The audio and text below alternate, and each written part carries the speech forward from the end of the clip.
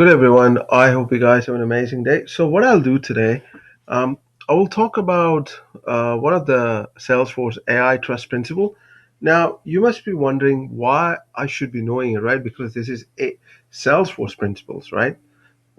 Yes, that is right. It's a part of Salesforce trusted AI principle, but this is a kind of a framework, I would say, which you can apply in your AI development framework or in your AI development lifecycle if you're someone who's trying to build AI solution for your customer using a Salesforce platform, or for that matter, any other platform, right?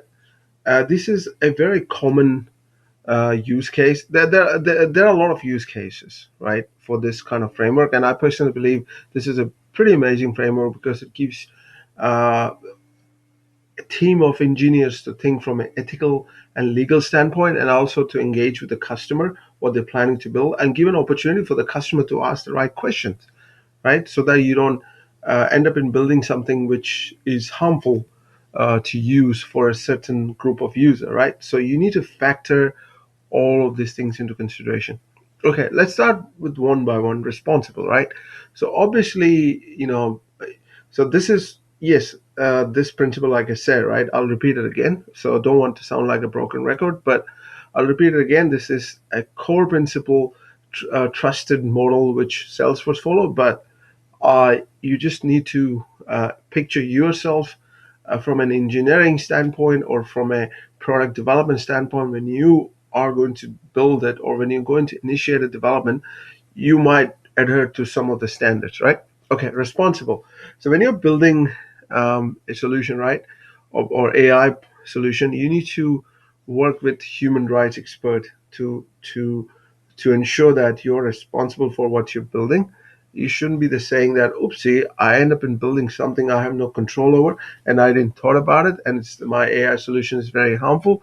That is not a very good place to start, right? You obviously have to consider a lot of things, right? And your core motto should be to educate and empower customers. That's very important. And also it's important that to share your research. If I mean I understand that some of the things which you will be building will be NDA to your organization, but some of at least you can be open about its use case, how it's going to benefit. Are there any kind of a um, how do I say, if there any kind of implication with respect to the use of this technology. So these kind of information you can obviously share with a wider group. Yes, I understand you may not be interested to share your source code, which is fair enough, which is an NDA. I totally agree that. But that being said, some of the developments opportunities you can talk, in a maybe in a conference, what you're trying to do, like for instance, OpenAI, right? They are built. Obviously you heard about the news of the Sam, right?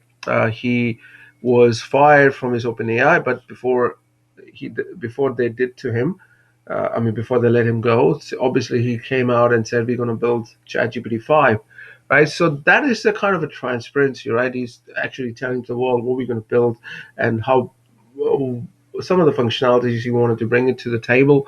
So that is a kind of a responsible development, in my opinion. Um, so that's Salesforce does the same, right? Salesforce, they often involve people in the beta project, and obviously Salesforce do have. I'm pretty sure they do have advisory group, which is involved in advising the responsible development, and then accountable, right? That's the second model. So accountable is an interesting one, right? Obviously, like I said, you're building a solution, right? And obviously, when you're building a solution, you're building for a customer. So it's very important to invite your customer for the feedback, because otherwise, you won't really know if it's going to benefit your customer, right? And also, you need to involve ethical use advisory council. So ethical use advisory council will help you drive your ethical framework when you in terms of building the right solution, because obviously the things needs to build using an ethical framework. You can't really say it's legally fine, but ethically no. so let me go and do it. That's not really great, right? Because you like it or not like it, right? We live in a biological entity-based society, what we call humans, right? We are biological machines if you think about from that reaction, right? From that perspective, and we human beings. I know some people don't like to call themselves human. Now, even that is also a kind of a you know because I anyway. Let's not get into it. So I'll use the word biological machines because, like I said, it can offend many people. It just happened in the past with me. I called somebody human, and it got totally offended.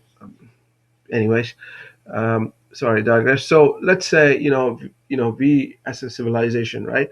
If you're building a solution, right, we need to have an ethical framework in place, and that ethical framework will ensure that we are building for the right reason, and the right reason includes helping the people who we wanted to build for, and not targeting the people who we're not building it for, not causing any kind of a harm or danger to the people who are involved or the people who are not involved. And we are so that's why ethical use of advisory council is involved is important, because we are building an artificial intelligence solution. And so the company, if you as a company building it, you should be accountable for what you're building, right? Um, and the research paper, obviously, you might have a chief data scientist, you might have AI engineers, you might have different research guys. So they might be publishing a paper. So whatever paper you publish, is always good to get it evaluated by ethics team, right? And so that they can go through and say, oh, okay, so you're building this stuff, it's ethical, right? Some might flag it and say, all right, it's great from a legal standpoint, but from an ethical standpoint, it's not great, right? So you need to factor those things into consideration. So responsible design, accountability, two very important things, right? Let's move on to the next one. That's called transparent. Obviously, you're building a model, right? So you need to share that information with the customer. Okay, why are you building that model? What's the reason behind the model behave this way? What are the parameters that's being used, right? At least if you're building on a Salesforce platform, and if you're encouraging customer to build that model or using a template or whatever other mode, you need to have an option in place to tell the user why this model was designed and what's the factors that are influencing this model. So these kind of things can be shared, right? And obviously, the most important thing is that customers should have control over their data. It shouldn't be the case that you are encouraging customer to use the model and customer feel like, hey, I can't use my data the way I want to use. So you need to give that control to the customer because it's their data, it's not your data. And you need to seek assistance from a customer or acknowledgement from a customer whether if it's okay to use the data for building a model. If the customer says no, you shouldn't be doing it. That's become an ethical and legal issue, right? And also, you need to have the terms and condition to say, hey, a model going to make use of this data, and we will ensure that the model will not store any personal customer information, because that will be a violation of a customer privacy, right? And you need to have all of these terms and conditions in place. So, for instance, if your model suggests the use of OpenAI, so you need to ensure that OpenAI will not be storing your trained data into their database so that they can reuse it again, right? For instance, customer names, customer email address, customer personal phone number, customer all other personal information. You should not be storing it without seeking approval from a customer. And if the customer says no, I do not consent for that, then you shouldn't be even training it, right? So those are the things is very important to consider, and that's why it's very important to be transparent. How are you training the model, and what's the use of the model? What factors is influencing the model, and the kind of data you use to train the model? You need to have that concern. You need to have the written concern from a customer, especially if you're using the customer data, right? Now, the empowering. Empowering is very important, right? Obviously, let's say you wanted to build this AI solution, you don't really have to rely solely on the data scientist. I do understand data scientist plays a very important role, because data scientist brings a lot of knowledge in terms of machine learning, in terms of deep learning, in terms of reinforcement learning. So they bring all of this knowledge to the table. But that being said, if you're using Salesforce, right, a lot of things will get done for you behind the scene because Salesforce have ensured that they have the right tools in place so that even if you're not a data scientist, you can leverage that capability, right?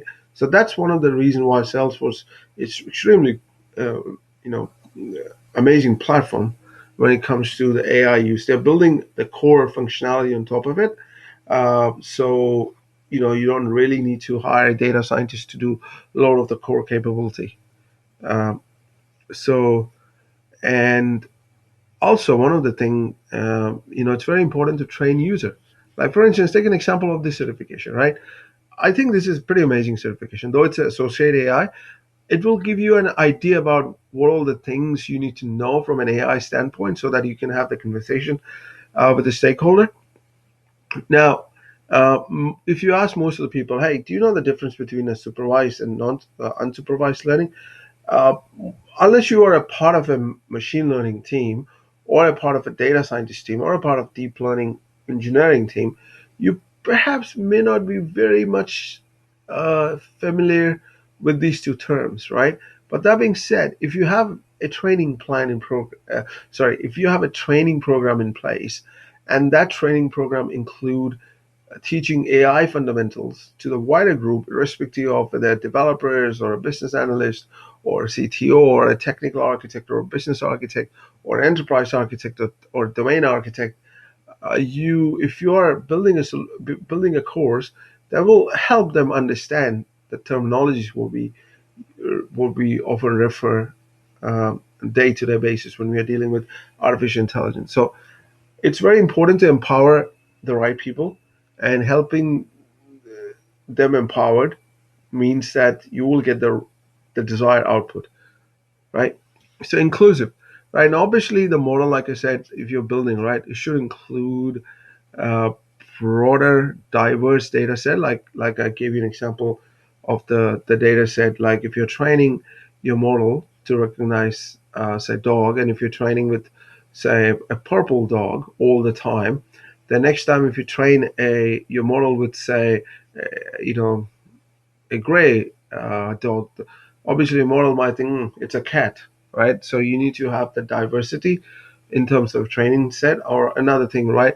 If you're training, let's say, if you wanted to train um, a, the nations who drinks a lot of ale or stout beer, right? And if you're only training people from England, Ireland, Scotland, and you that is not a broad, diverse data set, right? There are people in Germany who might be drinking stout too, right? Though I do understand, though it's not very common like England, UK. But that being said, we can't really exclude. There are people like I drink stout. I love stout very much, and I live in New Zealand, right? And so you need to include New Zealand as well, right? So what happened to the data set from New Zealand, right? So that's why it's very important that when you are building and training a model, you have to have a diverse set of data set. It's very important, right?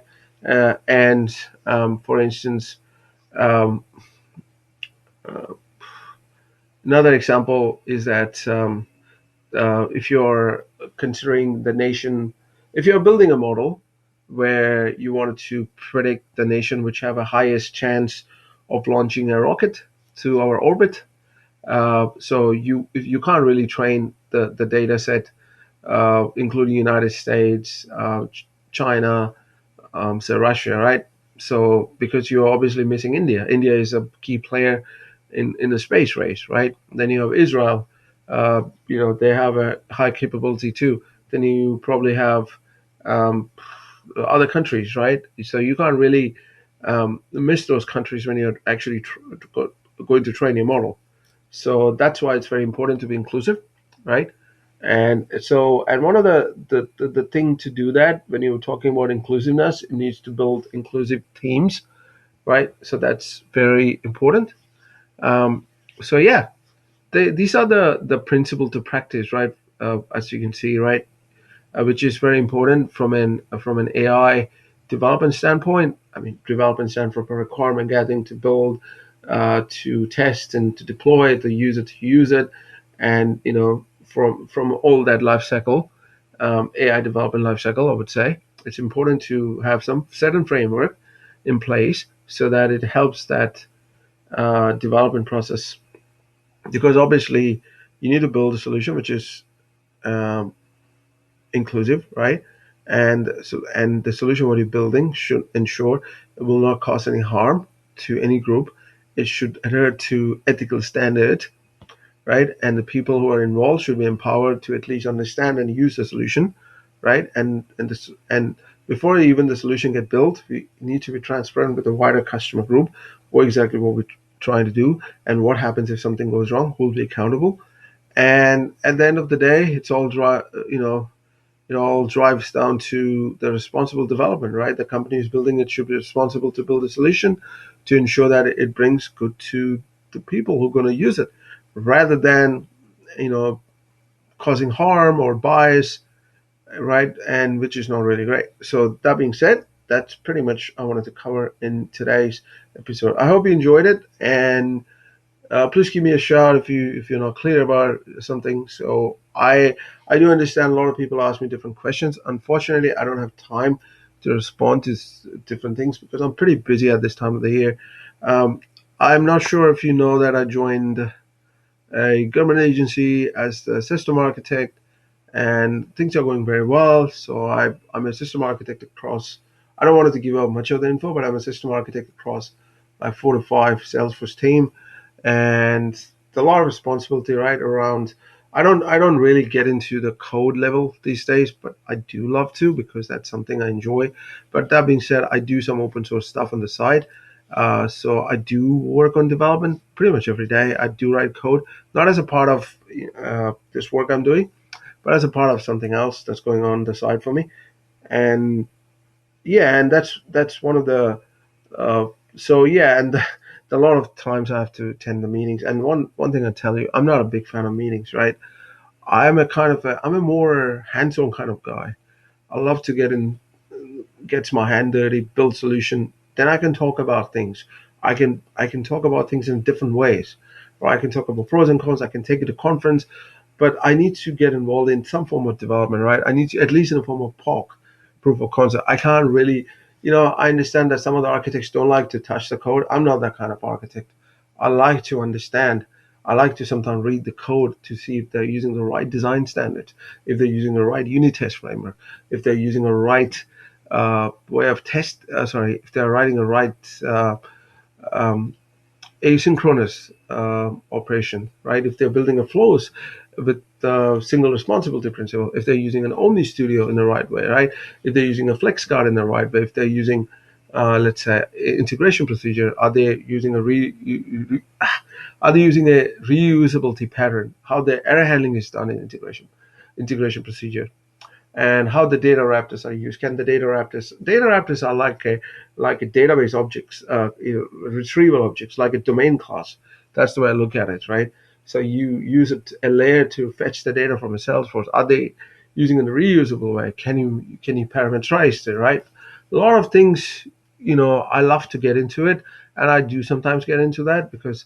But that being said, at times I don't really get time. So but this is something I enjoy it the most, right? To get my hands dirty, to help the people, to help the team of developers, senior developers, tech lead. I love to help them. So yeah, that's something I enjoy doing it. So that's one of and I get very tired after work, right? Because my day starts at 8, then I finish it by 4, 4:30. Then I get into some of the writing because I'm writing book at the same time. I'm writing 3 books. Climate change, almost done. Transhumanism, I've written 100 page. Apex for admin, still in a beginning phase. Then I have one more book I have in mind that is PyTorch, building an extension on PyTorch. So I wanted to publish it. I wanted to actually present that in San Fran's conference next year or maybe a year after, right? Depends where I'm. So yeah, and then I make this course, and I don't have time to tidy up my existing course, which I'm going to do after Hanukkah. So yeah, and then I'm working on one of my in climate change API. I'm working with one of the team I outsourced to in Poland. So building some of the core capability from that LLM functionality to build a climate change layer. So a lot of exciting thing happening going on in my life. But so yeah. So sorry, I digress, and I hope you guys have an amazing. What day is it today? Monday. Adios.